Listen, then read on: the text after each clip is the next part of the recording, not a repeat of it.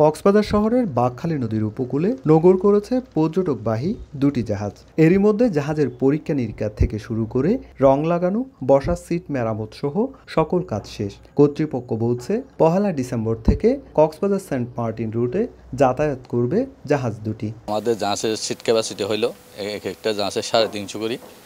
আমাদের সবকিছু রেডি হয়ে গেছে, আমরা এর থেকে চলাচল শুরু করব। কক্সবাজার শহরের নুনিয়ারছড়া জেটি থেকে সকাল 7টায় জাহাজ ছেড়ে যাবে, আর বেলা 3টায় সেন্ট মার্টিন থেকে সেই জাহাজ কক্সবাজারে ফিরে আসবে। আগামী 31 জানুয়ারি পর্যন্ত টানা 2 মাস পর্যটকদের ভ্রমণের জন্য 60টি জাহাজ প্রস্তুত করা হয়েছে। শর্তের বেড়াজালে নভেম্বরে আমাদের জাহাজ চলাচল করা সম্ভব হয় নাই, তো আমরা ডিসেম্বর থেকে ইনশাল্লাহ আশাবাদী, আমরা শতভাগ প্রস্তুতি নিয়ে আগাচ্ছি।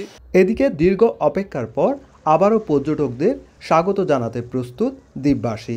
তবে দ্রুত জেটি সংস্কারের কাজ শেষ করার দাবি তাদের। 2000 মাত্র সীমিত, এই জন্য অনেকে চালু করে নেয়, সংস্কারও করতেছে না কেউ। দ্রুত যদি জেটির কাজ সংস্কার করা হয় তাহলে পর্যটকরা নিরাপদে ওঠানামা করতে পারবে। আর পরিবেশ অধিদপ্তর বলছে পর্যটক পারাপারের সময় জাহাজগুলোকে কঠোর নজরদারিতে রাখা হবে।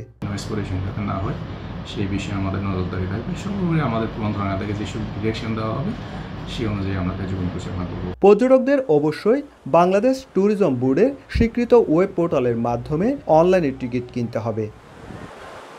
সুজাউদ্দিন রুবেল, সময় সংবাদ, কক্সবাজার।